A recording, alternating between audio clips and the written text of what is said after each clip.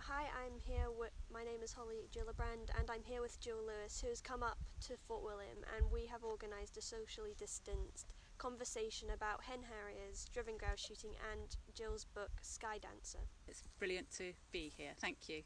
I mean, I've loved your books for years, and one of my favourites was Skydancer, and I would like to ask you a little bit about it. So, Skydancer is about a boy called Joe who lives on a grouse moor. I really like the angle that your book takes because it's not often that we have this conversation from the side of people who depend on grouse shooting.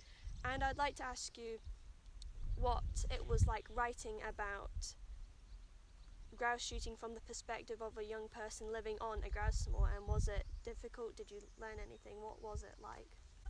I think that's a really good question, and I think it's really important with any debate to look at all sides.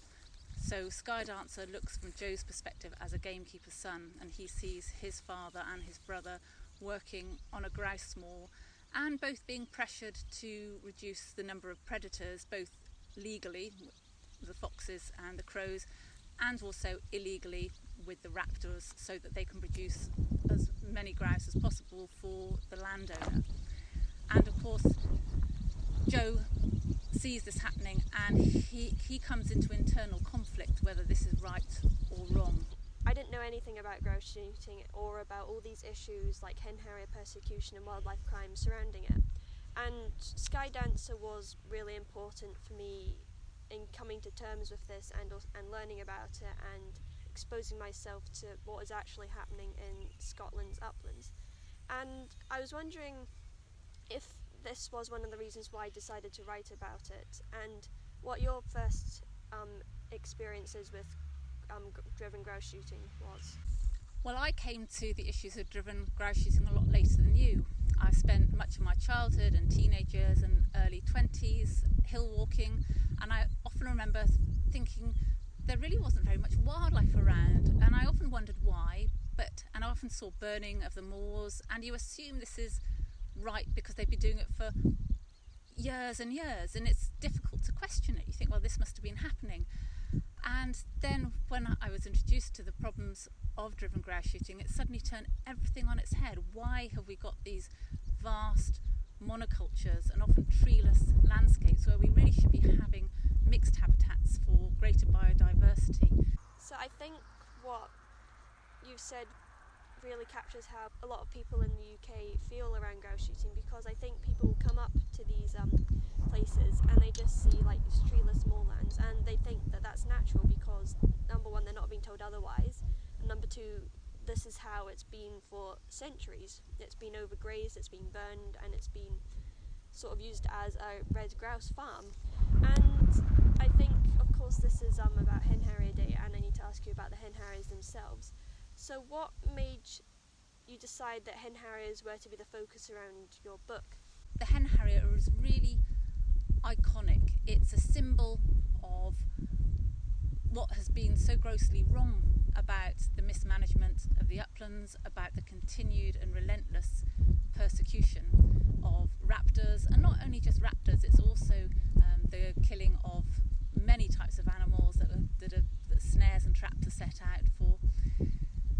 So this hen harrier is a symbol of what has gone badly wrong, but it is also a symbol of hope about what can be put right, about what we can change and is changing in different areas of Scotland with rewilding. That's why the hen harrier is key, is simple to the whole of this issue.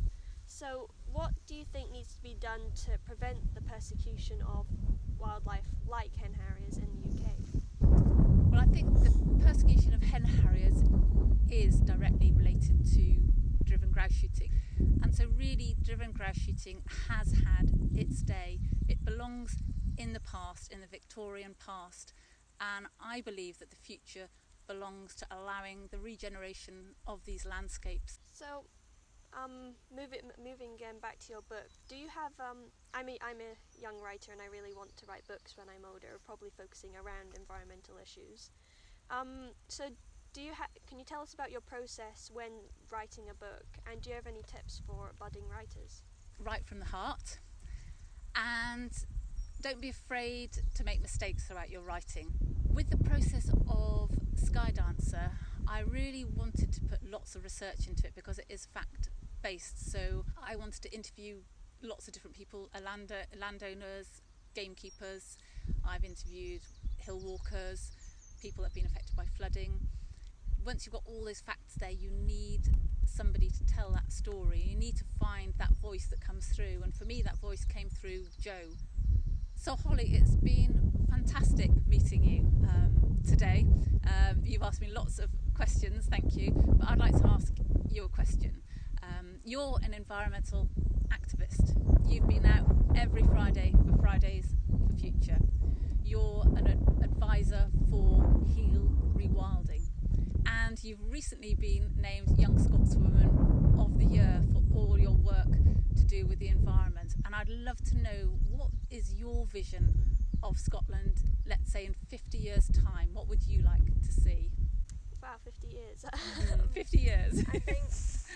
I mean, there's so many things right now in Scotland that are amazing. I mean, I'm very proud to be Scottish and I love living here. I mean, we have some fantastic wildlife, we have an amazing culture, and I think when it comes to wildlife, yes, we have amazing wildlife.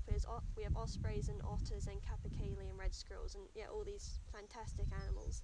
But the problem with that is that we don't have many of them. They're mostly just contained within these tiny pockets of habitat. We are a country that is renowned for its wildlife and its landscapes, but the truth is that we are a country that is also quite intolerant of wild spaces.